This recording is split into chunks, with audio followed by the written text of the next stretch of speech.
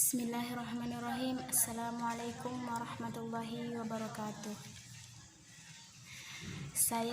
Perkenalkan, nama saya Nur Afni Kumala dari Fakultas Syariah Prodi AHS atau HKI 4 Boy. Di sini saya ingin mempresentasikan hasil makalah kami dari kelompok 3 yang terdiri dari 4 orang. Yang pertama Nur Afni Kumala dengan saya sendiri, yang kedua Nifta Nadila, yang ketiga Muhammad Fernanda, dan yang keempat Surya Dharma. Di sini saya akan menjelaskan 4 poin dari judul makalah kami, yaitu sumber-sumber hukum tanah nasional. Yang pertama yaitu hukum tanah adat, yang kedua tanah swapraja, yang ketiga tanah partikelir, dan yang keempat tanah negara. Yang pertama yaitu hukum tanah adat. Hukum tanah adat adalah hak kepemilikan dan penguasaan sebidang tanah yang hidup dalam masyarakat adat pada masa lampau dan masa kini, serta ada yang tidak memiliki bukti-bukti kepemilikan secara autentik ataupun secara tertulis. Tanah adat terbagi lagi menjadi 2. Pertama, tanah adat masa lampau dan tanah adat masa kini. Kemudian yang kedua yaitu tanah swapraja. Tanah swapraja menurut B.F. Sihombing yang mengutip pendapat dari Dirman melalui bukunya Perundang-undangan Agraria di seluruh Indonesia menyatakan bahwa yang dimaksud dengan tanah swapraja yaitu dahulu yang disebut daerah-daerah raja-raja. Artinya daerah-daerah yang dulunya pernah ditinggali raja-raja terdahulu, kemudian daerah-daerah kekuasaan para raja. Kemudian ada lagi namanya tanah partikelir. Apa itu tanah partikelir?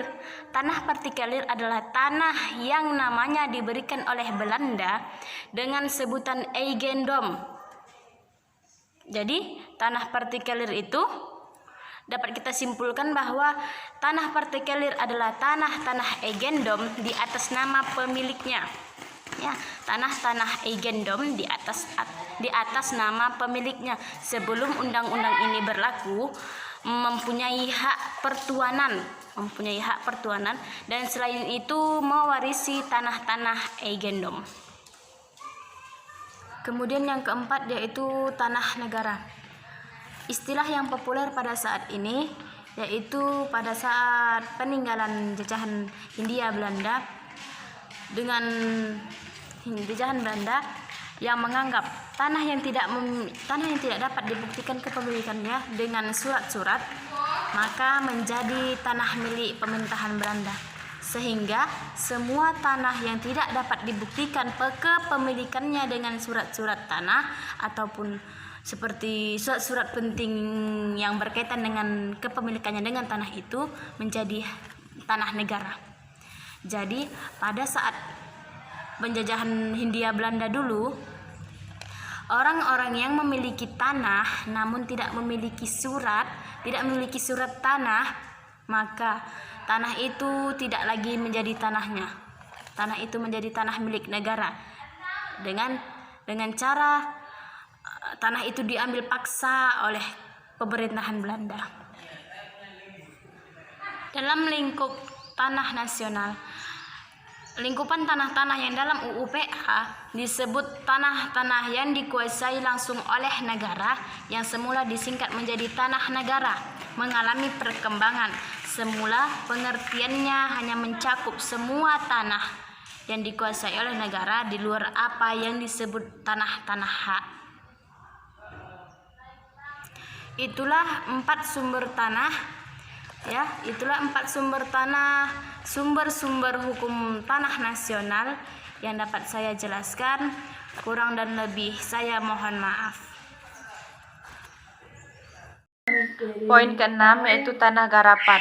Menurut B.F. Sihombing, garapan atau memakai tanah atau menguasai sebidang tanah atau mempunyai tanaman atau bangunan di atasnya. Undang-Undang Dasar Nomor 5 Tahun 1960 tentang pokok-pokok agraria sebenarnya tidak mengatur mengenai keberadaan tanah garapan karena tanah garapan bukanlah status hak atau tanah. Poin yang ketujuh yaitu hukum tanah Belanda.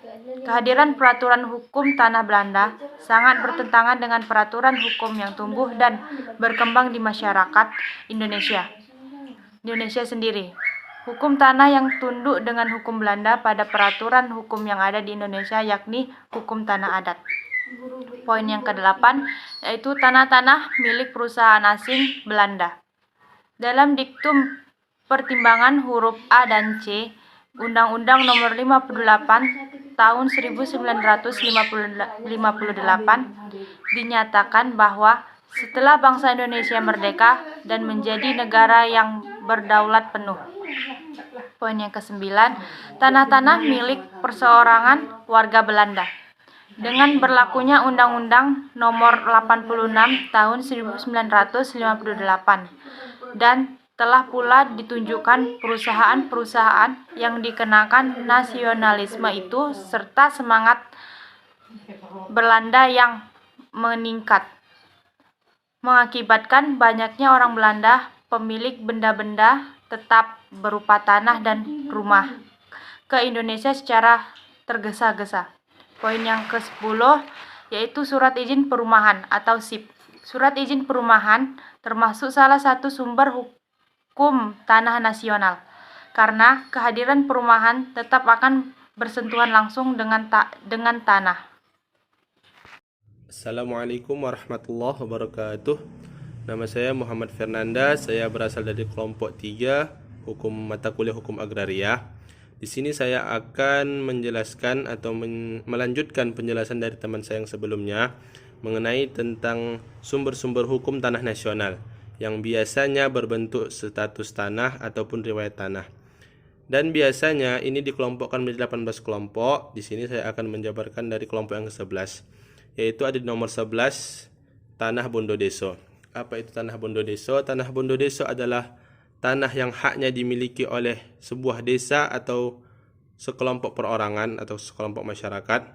Dan biasanya tanah Bondodeso ini digunakan untuk kepentingan bersama, baik itu bisa digunakan secara bergiliran maupun digunakan secara bersama-sama. Contohnya untuk pembangunan balai desa, rumah ibadah, dan lain-lainnya. Yang selanjutnya di nomor 12 ada namanya tanah bengkok. Tanah bengkok biasanya termasuk dalam tanah kas desa, namun orang-orang Jawa menyebutnya dengan sebutan tanah bengkok. Menurut Erman Rajakuku, tanah bengkok ialah suatu insentif yang kuat untuk seorang kepala desa, di mana diharapkan hasil tanah bengkok ini dapat digunakan untuk mengganti dana yang dikeluarkan oleh seorang calon kepala desa saat masa kampanyenya, baik itu untuk membuat hiburan warga maupun yang lain-lain, agar seorang kepala desa itu terpilih. Ada di nomor 13 yaitu tanah Widi Kengser. Tanah Widi Kengser ini ialah tanah yang terletak di sepanjang aliran sungai. Tanah ini dapat digunakan untuk kepentingan masyarakat di sebuah wilayah. Itu tanah ini baik itu bentuk, fungsinya maupun sifatnya dapat berubah-ubah sesuai dengan alam sekitarnya. Misalnya ketika tanah ini kering dapat digunakan untuk menumbuhkan palawija, sedangkan ketika tanah ini basah, tanah ini dapat berganti ke tempat lain selama itu masih di sepanjang aliran sungai. Dan tanah ini juga berada di bawah pengawasan langsung oleh negara. Yang ke-14 ada tanah kelenggahan. Tanah kelenggahan ini ialah tanah gaji, berupa tanah yang diberikan oleh seorang raja kepada pembantu-pembantunya, seperti seorang pati atau seorang temenggung, dan patih dan lain-lain. Itu saja dari saya. Terima kasih. Assalamualaikum warahmatullahi wabarakatuh. 15. Tanah pukulen. Tanah pukulen adalah gaji pegawai berupa tanah yang diberikan oleh pemerintah kepada masyarakat yang bukan pejabat desa. Hal ini terjadi pada zaman kolonial sebagai penghargaan dari pemerintah kepada warga masyarakat yang berjasa. 16. Tanah Rex Extra Commercium. Tanah Rex Extra Commercium adalah tanah yang berada di luar lalu lintas perdagangan. yang oleh negara dapat dipergunakan untuk kesejahteraan seluruh warga masyarakat. Tanah ini juga disebut sebagai tanah cadangan desa yang biasa dipergunakan apabila perlu. Biasanya tanah tersebut digunakan untuk yang pertama kepentingan suci, peribadatan, misalnya untuk masjid, gereja, kuil, dan sebagainya. Yang kedua, kepentingan negara meliputi kepentingan nasional dan kepentingan pertanian. Yang ketiga, kepentingan umum yang meliputi kepentingan masyarakat dan pembangunan. 17. Tanah absente. Tanah absente adalah tanah yang letaknya berjauhan dengan pemiliknya. Hal ini dilarang oleh pemerintah, kecuali pegawai negeri dan ABRI. Alasan pemerintah melarang kepemilikan tanah ini adalah kepentingan sosial dan perlindungan tanah, karena ada kekhawatiran dari pemerintah kalau tanah absente dibiarkan akan menjadi tanah terlantar atau kurang produktif sebab pemiliknya jauh. Untuk itu, pemerintah akan segera mengambil langkah penyelamatan. 18. Tanah oncoran dan tanah bukan oncoran. Tanah oncoran adalah tanah pertanian yang mendapat pengairan yang tertentu. Adapun tanah bukan oncoran adalah tanah pertanian yang tidak mendapat pengairan tertentu.